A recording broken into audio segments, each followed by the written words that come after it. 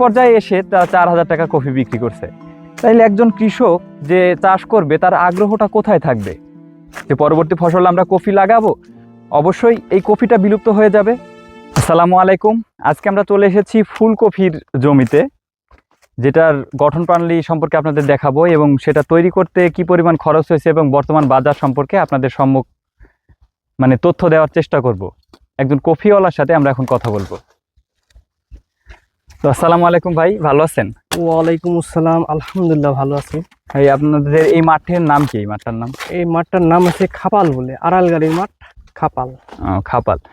তো এই যে কফি লাগাইছেন, এটা প্রথমত আপনার খরচ কেমন হয়েছে এই সম্পর্কে যদি আমাদের একটু বলেন। খরচ এটা আমার চারা কিনা পড়েছে 2.5 টাকা, লাগানি খরচ পড়েছে 1000 টাকা, আর ভ্যান ভাড়া দিছি আছে 300 টাকা। আমার এই 12-13 কাটা ভুঁইয়ের পরে 9300 টাকা প্রথমে লাগানির দিনই খরচ। আর তাছাড়া লেবার আছে, তারপরে সার আছে, বিষ আছে।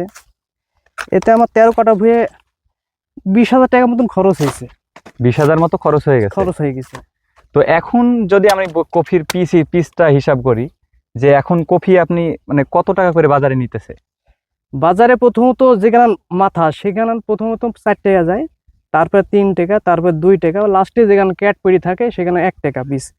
এমনকি আবার বেগারও দিয়ে আসতে হয়, যে এখানে বিক্রি হয়েছে না, কেউ নিলে নিয়ে যান, আমি বাড়িতে যাব। এই লসের হারটা কিরকম? যদি লসের হারটা বলি আপনাদের, এরকম কোনো কিছু হিসাব করা আছে আর কি? আমার বেশি কফি বেচা হয়ে গেছে, বেশি অর্ধেক।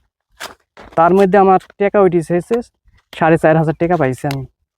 যেখানে লাগানো ছিল 9,500 টাকা, সেখানে আপনার সব কফি বিক্রি করে 4,000 টাকা উঠছে আর কি। 4,000 টাকা। তো আমি এখন কি আর বলবো, দেখেন যে চারা লাগানো থেকে শুরু করে তাদের প্রথম দিনে যে লাগাইছে সেখান থেকেই কিন্তু 9,000 টাকা খরচ হয়েছে।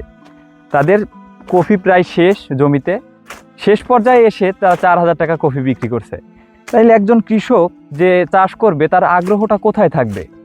যে পরবর্তী ফসল আমরা কফি লাগাবো, অবশ্যই এই কফিটা বিলুপ্ত হয়ে যাবে।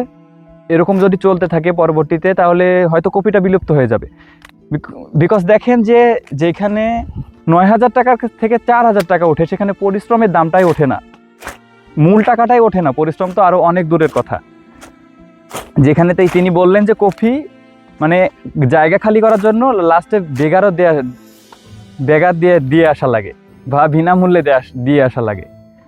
সো এই বিষয়টা আপনাদের সামনে তুলে ধরলাম যে আসলেই বিষয়টা কিন্তু অনেক দুঃখজনক একটা বিষয়, যে এই ঘটনাটা এবার পেঁয়াজ চাষিদের সাথেও ঘটেছে এরকম কিছু। এবং কফিতে তো এটা ধারণার বাইরে। কৃষি এবং কৃষককে ক্ষতিগ্রস্ত নয়, তাদের উৎসাহিত করার প্রয়োজন। ধন্যবাদ। আসসালামু আলাইকুম।